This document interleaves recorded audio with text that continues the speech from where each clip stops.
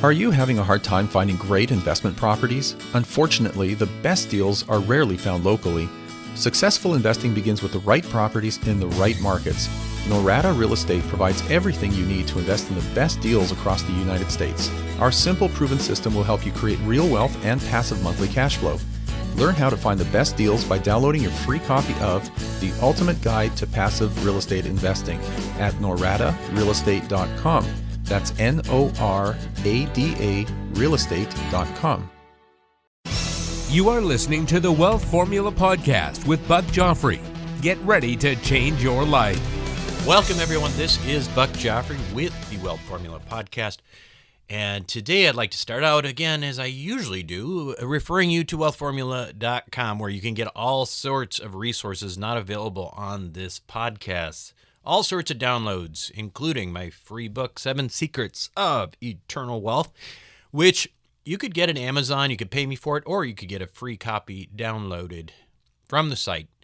You can also simply text me 44222 and text Wealth Formula. One word, that's 44222 Wealth Formula. I'd also like to make a shout out to George Newberry's group, American Homeowner Preservation, who is our sponsor. And George's group, American Homeowner Preservation, is a phenomenal business. Basically what they do is they buy failing mortgages for pennies on the dollar, turn around and keep people in their homes, and then in the process make you a bunch of money because they renegotiate these mortgages for rent-to-owns at significant discounts. However, you still end up with a 12% return or better. George does well, too, in the process. Check it out. It's amazing. It's an amazing business, American Homeowner Preservation, ahpfunding.com. Now, starting with today, first of all, I have to apologize. I'm a little under the weather. For some of you know, I have been evacuated from Montecito, our home, because of these mudslides. And so we've been living in this hotel, and the hotel's been nice, but it's a few weeks, and we got a couple rooms and a bunch of little kids. So we kind of had to split it up, my wife and me. And so I slept with the 2 older ones, the 8 and the 5-year-old. My wife slept with the baby, the 2-year-old, who is the hellion. And anyway, one of us got sick, and then the next, everybody got sick except my wife, because she's always got the best immune system in the family. So anyway, that is all to say that if you hear me clearing my throat a lot and stuff, Phil's going to try to get rid of it, but I apologize in advance. So, for this show, I want to talk a little bit about the idea of opportunity. There is this word in Chinese that is for crisis, that also the same word for opportunity as well. And I think that is somewhat telling, because I know from personal experience that my entrepreneurial career was launched because of a crisis, because of something to be afraid of. Anyway, it was 2009. And I had my first job out of training at a company that was called Lifestyle Lift. It's a business that is no longer around. But you may recall these late-night infomercials that showed these miraculous rejuvenation aging faces, right? You'd have these huge turkey necks, and then the next picture you would show like it was gone. Anyway, as it turns out, Lifestyle Lift was basically a facelift mill. That's what they didn't want to tell you on those commercials. And young surgeons like me at the time would sign up and do, we would get all this volume, get like 3 or 4 facelifts per day straight out of training. And that is, by the way, unheard of, right? If you typically would do 3 or 4 a month if you were even a relatively normal plastic surgeon in practice. I mean, it's just not it's crazy to have that much volume. Anyway, lucky for patients, I was actually a very good surgeon, and my results were as good as anyone in that whole organization, which was huge. It covered most states and literally hundreds of doctors. It was my first experience being a non-resident physician, and the money was more than anything I could have made on my own at that point. I made in that first year out of training, just around $500,000.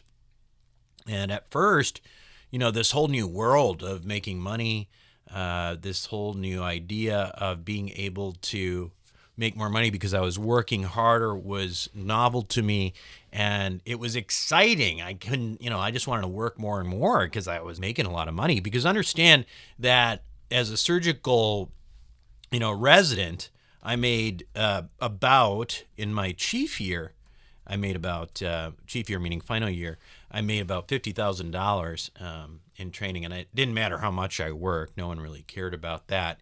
$50,000, that was my final year. I started out at $35,000 years before that. So $50,000 in San Francisco doesn't go far. Anyway, after a while, I realized, the initial excitement of all that new money that, was 10xing what I did before, it kind of started to wear off. And because I started to realize that there was this guy above me, namely the guy who owned the entire organization, that was making a lot more money than me. And in the process, his fingers didn't hurt at the end of the day from operating all day. So I wouldn't call it jealousy. I think I was actually pretty enamored with this concept that this guy had created, and I didn't want to be a worker bee anymore. I started thinking, gosh, the guy at the top has got it good. And having recently read Robert Kiyosaki's Cash Flow Quadrant, that was also part of it too. I started to plot my own business. And when I say plot, in reality, I had really nothing going. I mean, how many people, by the way, just as an example of what I'm getting at, do you know that they talk big about what they're going to do all the time and all these things that they've got going on, but they never actually seem to do it. And they don't even actually seem to try. They never pull the trigger. That could have been me. I mean, that honestly could have been me. However, my big mouth and my inability to keep my thoughts to myself got the best of me. And I talked to the wrong people in the organization who relayed to the management that I was plotting, which I wasn't, by the way, a rival business to Lifestyle Lift, which seemed frankly kind of ridiculous that they would even think that was something I could do. I mean, I was just like a silly little, first year out of residency guy. I mean, how am I going to plot that kind of thing? Anyway, they took it seriously. Anyway, management at that point was not happy with me. They already had concerns about this rocky relationship that I had developed with the office manager. It's because my ego, right? I mean, they hired this office manager from a nearby hair salon. She was managing a bunch of people cutting hair. And I wasn't really keen on the idea, again, I had a huge ego. So I'm sitting there thinking, frankly, this moron is going to be my boss, right? No. Anyway, it's not nice to say that or think that, but I'm telling you the truth. She was there and she was doing what she thought she was supposed to do. I mean, she would literally make me clock in and clock out. For heaven's sake, I'd never done that in my whole life. Well, except for maybe a candy store I worked in as a kid. Anyway, despite being one of the highest volume surgeons that Lifestyle Lift had, despite having virtually zero complication rates, when they had a lot of complications there too, by the way, patient satisfaction ratios of mine were just off the charts. Despite all these great indicators, they fired me. And when they fired me, I was shocked. Because you know what? I'd never been fired before. And in that regard, I'd never really failed before. Right? And getting fired is a kind of failure. Anyway, I spent the next few days at that point frantically figuring out what to do. At this point in my life, I think I was like 35. I had a newborn. We just moved to Chicago. My wife and me, we'd just been married for about a year. And I had some money saved up, but not enough to last that long. I had a choice at that point. I could get another job, and probably at that point, the types of jobs that were in the real world outside of Lifestyle Lift, I would have made probably, I don't know, maybe $300,000 per year working for another organization. And don't get me wrong, that's not bad money. The problem was that the more and more I thought of that, the more I realized that I was getting this sickening feeling that the problem with Lifestyle Lift was not necessarily all their fault. That took me a long time to admit. Sure, I could vilify them, and you know what? They were kind of an evil organization, and they're out of business, so I can say that, so hopefully no one will try to sue me. But there's no doubt about that. It was shady. There was a lot of good surgeons and a lot of good outcomes, but there was a lot of shady stuff too.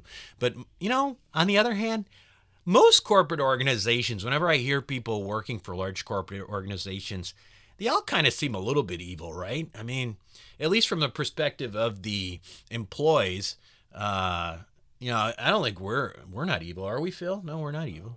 But we're not a big, huge organization, and I'm kind of a sucker for people who work for me, and I want to take care of them. So anyway, the bigger issue I had to contend with for the first time was realizing, really for the first time in my life, that I had what I will call here the entrepreneur's curse. What is the entrepreneur's curse? Well, this is true, and I know this, that a lot of entrepreneurs share this. We are entrepreneurs in part because we are not employable, right? If you're an entrepreneur out there, you know what I'm talking about, right? Because once you, especially once you start having that experience as an entrepreneur, you can't go back. You can't work for somebody else. Well, I think I just had too big of an ego to work for anyone else ever, really. And even as a resident, I don't think I did well with that hierarchy system at all. I know I didn't, in fact. I think I've talked about that before in my weekly wealth widgets. Anyway, I'm quite sure at this point that had I taken another job, that really somehow a similar scenario would have emerged, and somehow I would have found myself in the middle of another conflict with demand, so to speak, and I probably would have ended up, either getting fired or resigning or whatever. I mean, that's just what would have happened, and a lot of it, frankly, would have been my fault. I'm not built to work for someone. So at this point, realizing that I only had one option, I had to start my own business. Now, that was a journey itself.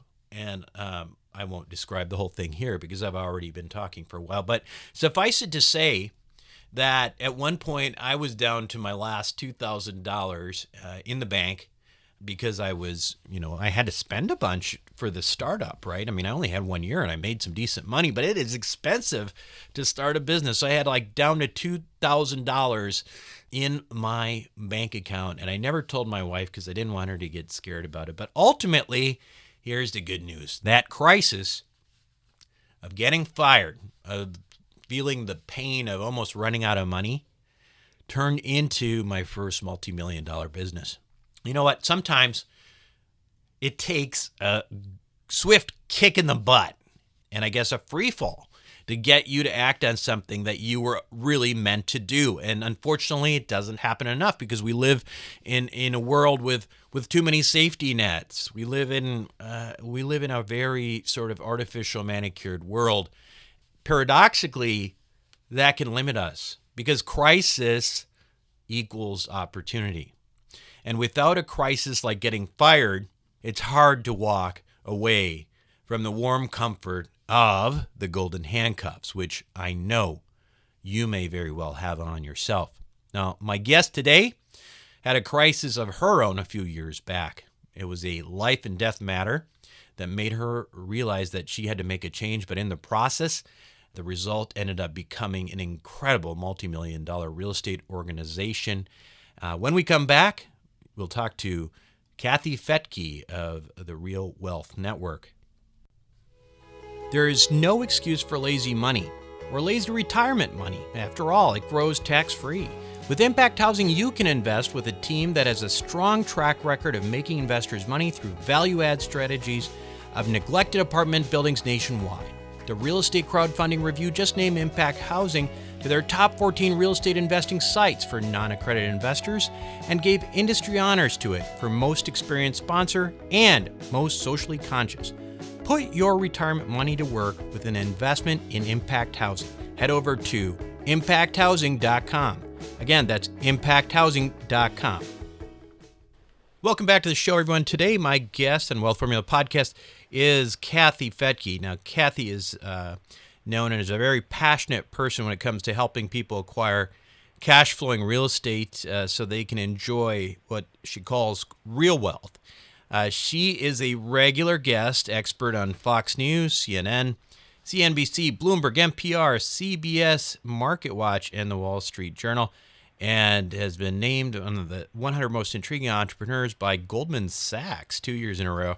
That's impressive. She is the host of the Real Wealth Show, a featured podcast on iTunes with listeners in over 27 countries, and she's also the author of Retire Rich with Rentals. Kathy, welcome to Wealth Formula Podcast. Thanks for being here. Thank you so much for having me. So we'll get back to the Goldman Sachs thing in a second, but tell me a little bit, tell us a little bit about yourself. I know a lot of my listeners actually do already listen to your show, but for those of us who are less familiar, tell us a little bit about you and how you get started in real estate, because I remember hearing your story on the summit, and it was pretty fascinating. Yeah, it's kind of all by accident, but also divine.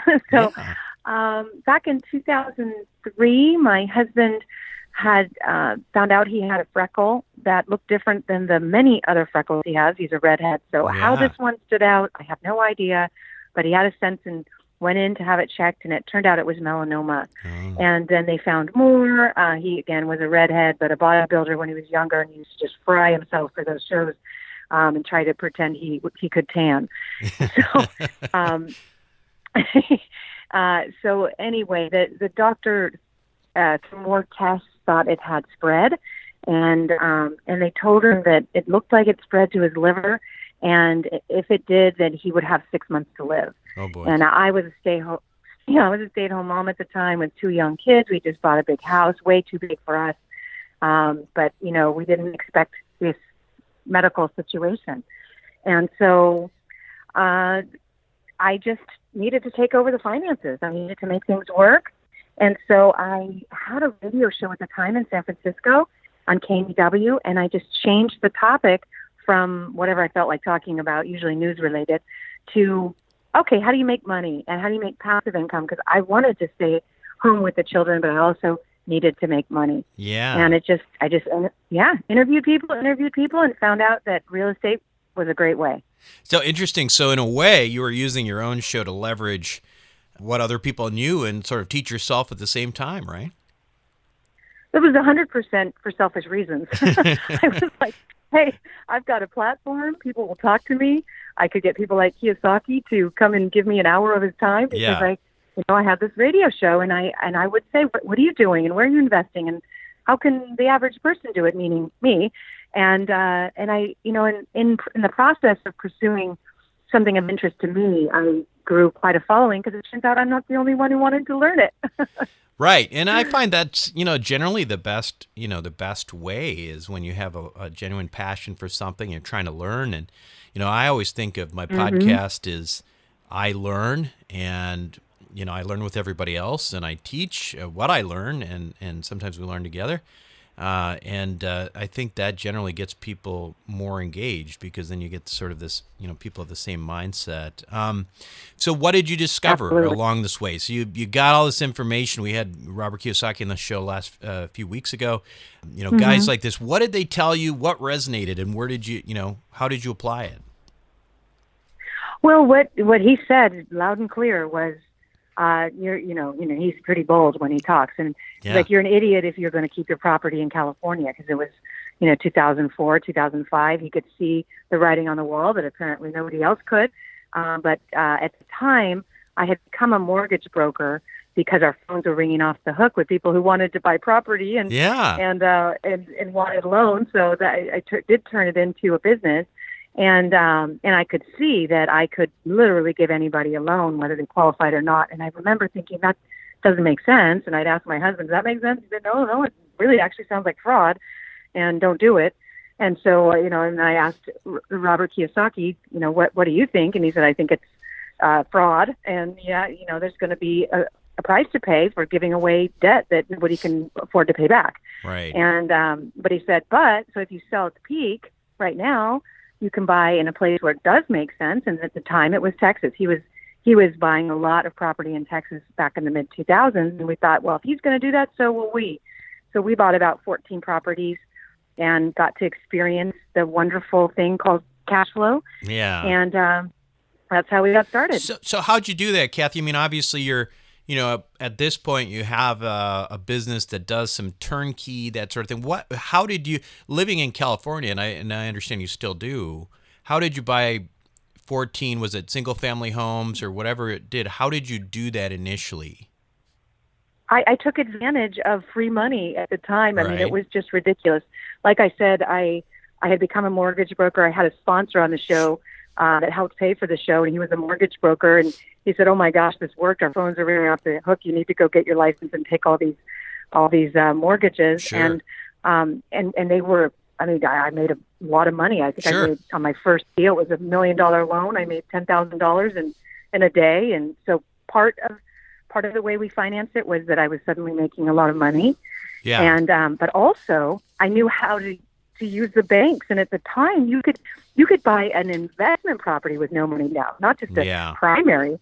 So there was no limit. So we were like, why wouldn't you? You know, it's cash flows. You put no money down. Yeah. I'm doing this, and so we just did as many as I would write them up myself. You know, Yeah, I was mean the that's sort of the ironic part of that time, right? I mean, I was a broke Yeah. resident, so I had no money, so I had nothing to lose anyway, so I never bought anything. But the experience to look back at what happened, I think some people who timed it right really came out ahead because, you know, after that credit really tightened up and it became really hard for people to start. But I think what I was getting at was, you live in California, you have 14 properties in Texas. Well, now, you know, with a lot of some turnkey rental companies, you can do that. Was that what you were using back then, or were you just finding property managers, or how were you doing that?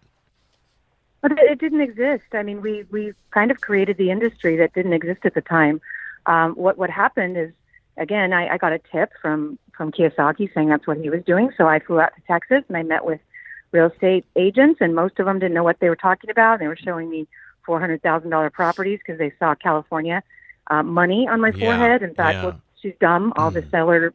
She'll think $400,000 is a deal. But I, was smarter than that because I had a radio show and I interviewed people. So I finally found I would interview property manager. I'd go to each office and I just set it up for myself. Again, it was just for me. I had to put the team together. So I found the right agent. I found the right neighborhood. I found the right property manager and the insurance, all of it. And then I talked about it on the show. And once again, our phones blew up with people saying, we want that too. Yeah. And then I just thought, how do I do that? And I realized, well, I can do the loans, but I can also receive referral fees from the agents. So we kind of set up the turnkey model back in early 2000s before it was a thing. Yeah. Yeah. And I want to talk about that in a second, but one of the things that I think that you often get invited on shows for and do talks about is real estate cycles. And I'm curious to get your thoughts on what's going on now because, I am an investor primarily in multi-family residential, primarily apartment buildings. And what I'm finding is probably what a lot of people are finding is that it's pretty tight out there, right? I mean, we're in a market cycle right now in at least the major markets out there where it's really tight. There's not a lot of cash flow. Cap rates are compressed. Is it still possible? And I'm guessing you're going to say yes, to get a decent deal. And how do you determine it? Let's talk a little bit about markets. Sure. I mean, I'll be honest, and sorry if you hear background noise. One of the benefits of being a real estate investor is you get to do what you want with your time. And I'm visiting my daughter in San Diego because she's not feeling well, and there's a little bit of background noise. Sure, so I that's apologize fine. for Not that. a problem. All right. Could you hear my question? I did. Yeah, I did hear it. Got And it. so the way that we're making the most money and the way that we always have is, again, taught to me in my early years to understand the cycle and what's the greatest need, what's the pain point. And right now, the biggest pain, there's several, but it is lack of inventory. Builders got wiped out. They're not, building like they used to, and whatever they are building is more expensive than it ever has been due to labor shortages and increase in material costs and oh my goodness, permit costs and regulations. So prices are up 30% to build. So inventory is low, but the supply that's coming on with new homes is far more expensive than it's ever been. It's far beyond its last peak. And so the pain point is, of course, affordable housing. Anything under $250,000 or $200,000 is really what the majority of Americans could afford, but that inventory is just not there. It's too hard for a builder to bring that on. And so, for us, what we have found is the greatest profit is partnering with builders and bringing the capital. So we've done a lot of syndications. We find excellent builders with long track records of being able to get the product online, and we are capital partners, and investors make upwards of 30% IRR. So that's been great and totally passive, but that's not cash flow. So on the cash flow end, absolutely, apartments. I know it's your thing. It makes me nervous because some people get attached to an idea, but they don't tie it to reality. And yes, at certain times, multifamily is fantastic. At other times, when cap rates are low, you have to understand that if you want to make money, you're going to have to sell it at an even lower cap. But who's going to buy it? If you're buying it at 4, is someone going to take it for 3 or 2? And then what happens when interest rates go up, which they are, and you have to refi your short-term loan, and interest rates are up? Now your NOI is down, and the value of the property has gone down. So I think there's going to be a lot of people who are shocked that they're going to find themselves in trouble. So give it 3 years. I think it's going to be a great time to buy multifamily because we'll be picking up the mistakes of everybody else. Honestly. Yeah. No, I think there's I think there's a lot of truth to that. I mean, I think there's different ways, and like I said, I'm not haven't been buying things by, nor has others who are in this market. As Ken McElroy, for example, who. Who's a friend of mine, and Kenny was this major syndicator, Robert Kiyosaki advisor. His primary focus, like you actually, has been building. That's not something that Kenny had done a lot of, but the last syndication of his that I actually was an investor in was a triple. Or it was an Class A project in Phoenix, like 300 units. And I asked him, well, gosh, this is different, Kenny. Why are we doing that instead of your typical value add play? And he said, well, right now I can build a 300 unit complex, A-class complex, for the same amount that people are selling B or C-class properties. And so I'm building. So there are definitely some parallels in market. So that's whether it's multifamily or single family, but yeah, absolutely. So what are your favorite markets right now? What and why? Well, it just depends on the strategy, and kind of along with Kenny, and I love him too. He's just such a great guy. Yeah. We bought in the most expensive market in the entire country. We bought a $150 million apartment building across from Google in Mountain View that has a 1 cap if you're on a good day. I don't know, but so that makes no sense, right? Right. But it was 200 units with a lot of parkland, and sadly, we will be turning that parkland into more units. So it wasn't for the 1 cap that we bought that; it was for we're going to turn it into 800 units. So increasing the density there. Now the numbers work. Sure. But yeah, it's you got to get more creative these days. Yeah. But so as far as market, if you're looking for double-digit returns, you're going to have to go into what I like to say are the markets with a bad reputation. They're places that used to have issues, but the cities are reinvesting in themselves and reinventing themselves and pouring billions of dollars into revitalization. But a lot of people don't know that. So if you took like an Detroit? airplane to somewhere, Detroit, I mean, Detroit has huge possibility. It's one of the last remaining places where you can get really high cash flow, but you're taking a slight risk. You have to be in the right market.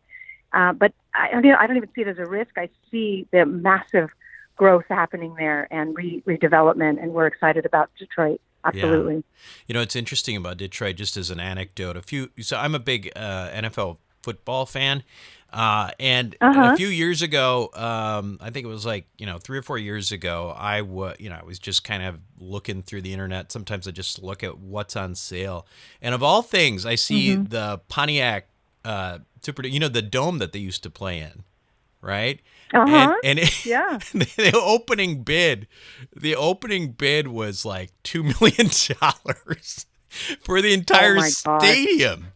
And I'm like, wow, amazing. Man, if I was a Lions fan, I might have bought this thing, but I'm not a Lions fan. Anyway, but that was crazy. That's funny. But just goes to show, like, what happened there. And you're right. It's like one of those things where, like in any situation, people generally try to avoid these markets.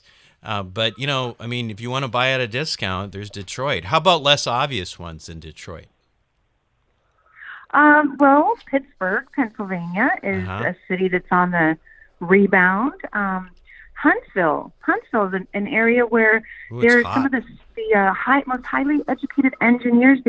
They build rocket ships or something. I don't know, but really wonderful place because we know that our current administration wants to spend a lot of money on government and military, and so Huntsville will benefit from that. And yet home prices are low and the tenants are highly educated. So we like that city. Oh gosh, there's so many. Chicago's got its issues, but the cash flow's good. Yeah. Hey, it's on Amazon's list of potential HQ too, so you never know. Well, I'm from Chicago. I moved to California from Chicago, so I'm just laughing because generally, there's a lot of places to cash flow. If you want, generally the rule of thumb though is if there's too much cash flow, you have to kind of go in there with an armored car and stuff like that. You do. You have to be careful where you go and be aware of the issues. But I think if you can get into the affordable housing sector, and this I'm talking not multifamily, because I feel like if you show that you're a large business in Chicago, you will get penalized. Yeah. So if you have little homes in Chicago under 200,000, it sort of stays under the radar there, and the cash flow is pretty impressive. Yeah. Yeah. So let me ask you this. What's the trick with single family? Because here is one of the reasons I've always stayed away from single family myself is that I have a little bit of a concern about, when you have one or two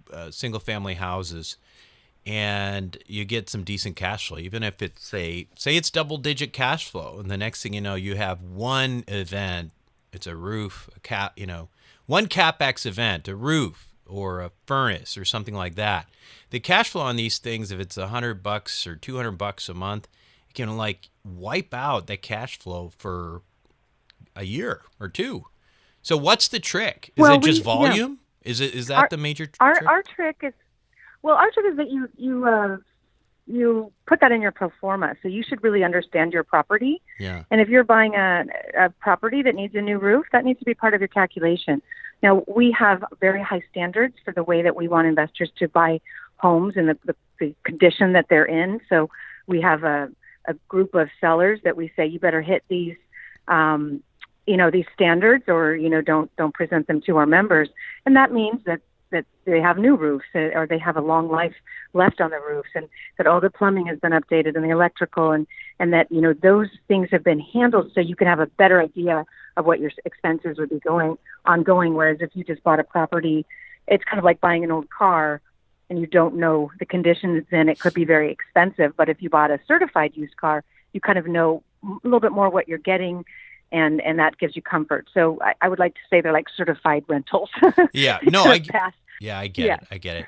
I think there are certain things. I guess my point being, and again, I'm not making any point. I'm just talking to you out loud about. I think a lot of investors who have concerns about single families bring this up, which is, okay, so you buy something and then 7 years later, maybe it wasn't in your pro forma, but then you have a CapEx event and just can wipe things out.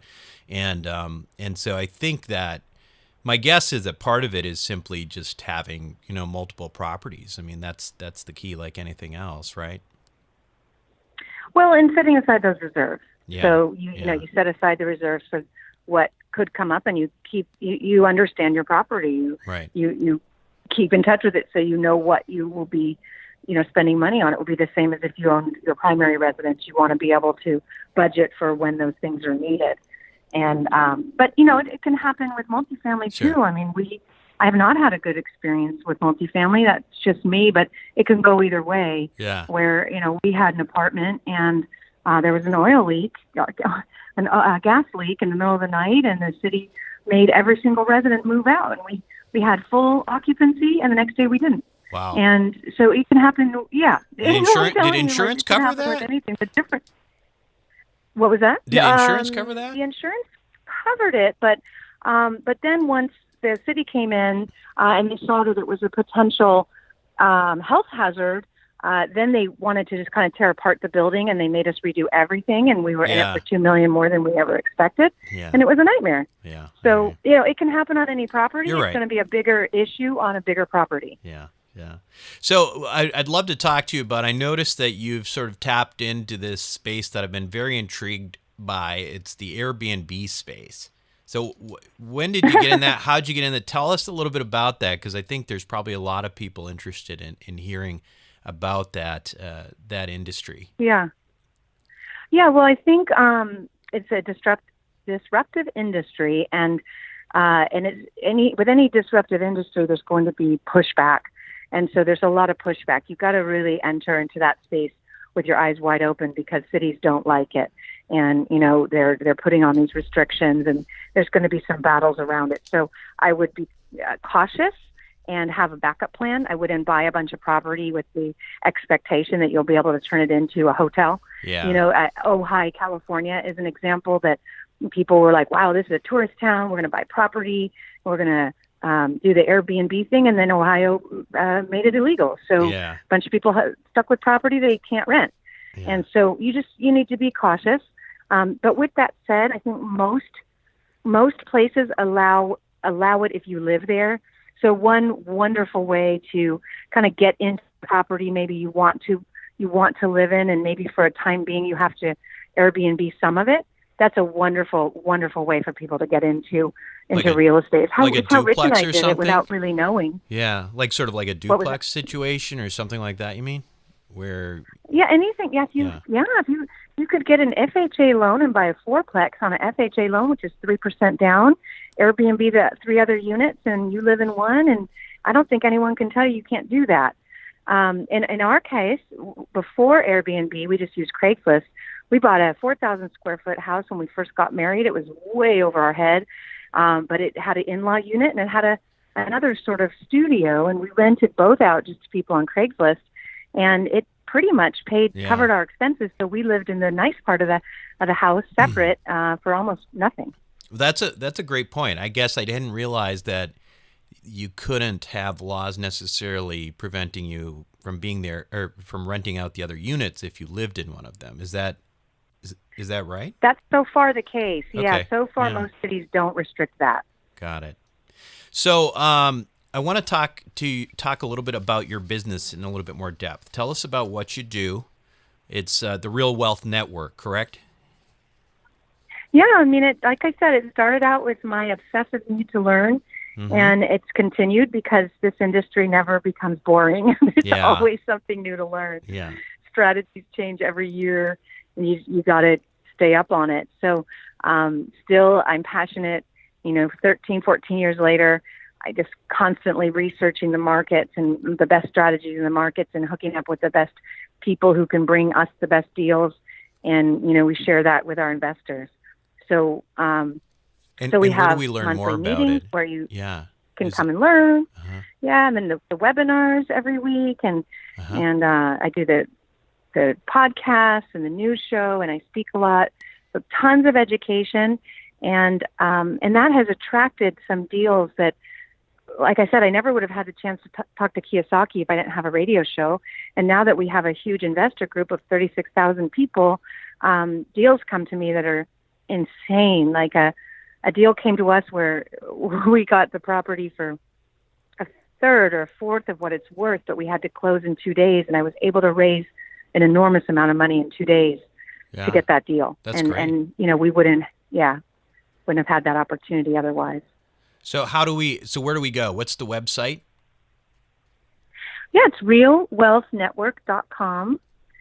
And you can just join for free there. We're all about free or very affordable access to education.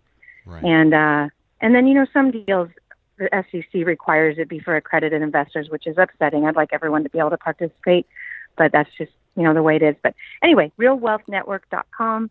And it's free, and the information is there. And then, of course, the Real Wealth Show. So I want to just end, but there's some good news. Obviously, your husband's fine. Well, how did that end up? What happened? It was like a big false alarm, or what? He did a bunch of tests, and he just it was either a misdiagnosis or the changing of his lifestyle. Just juicing and all that. Who knows?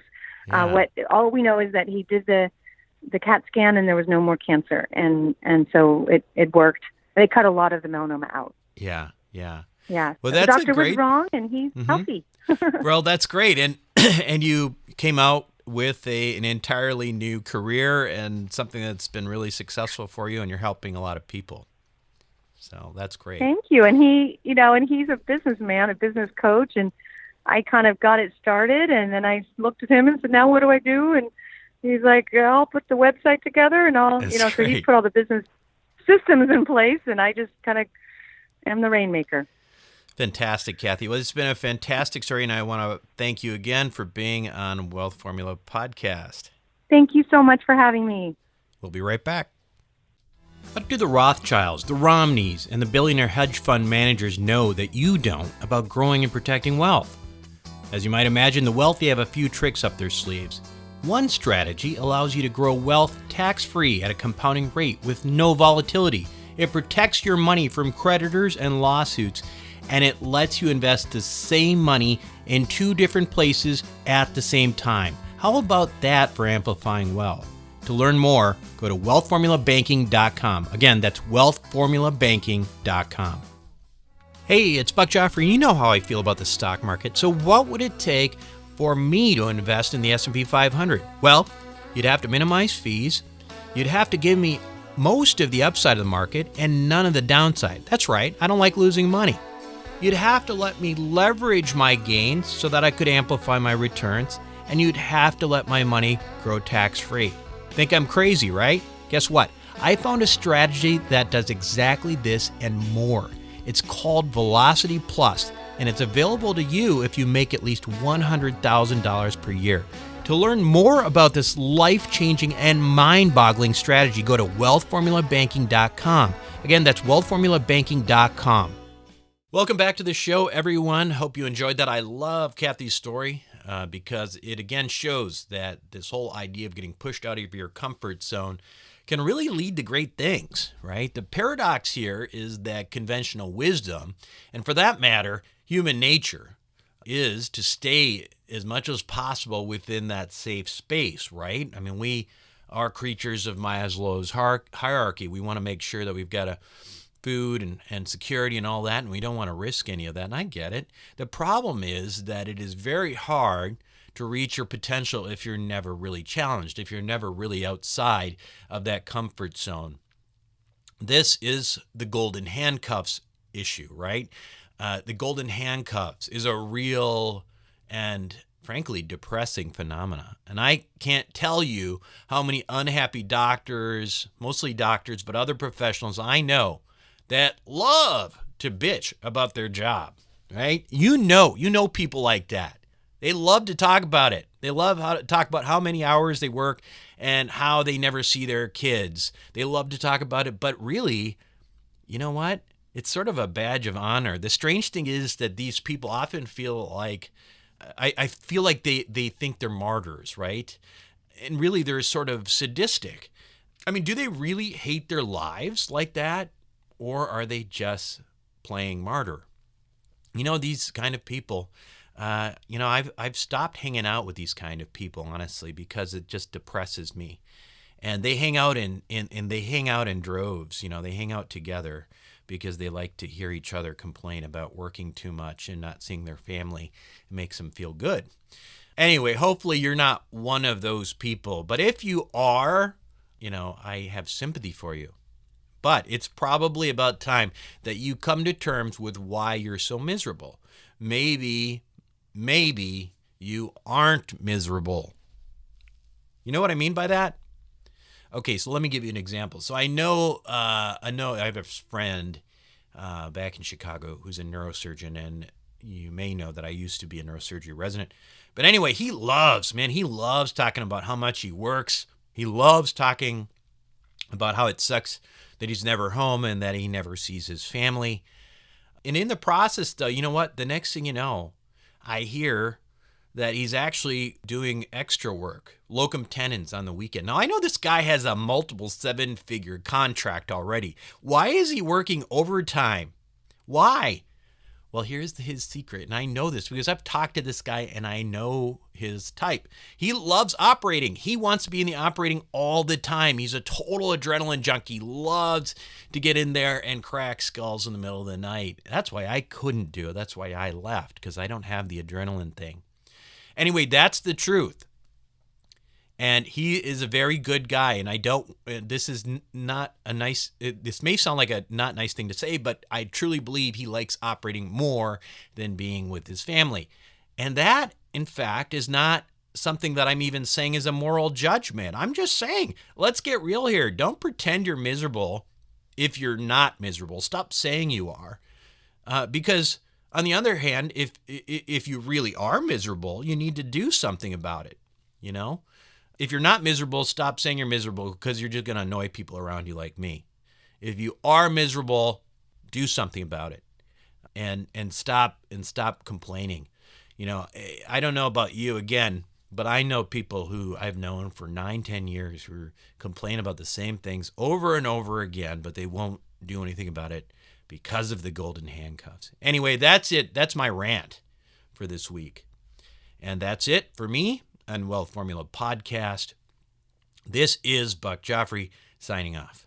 Thank you for listening to the Wealth Formula Podcast. Visit us on the web at wealthformula.com. The information contained in this podcast are opinions, not fact. As always, consult your own financial team before making any investment.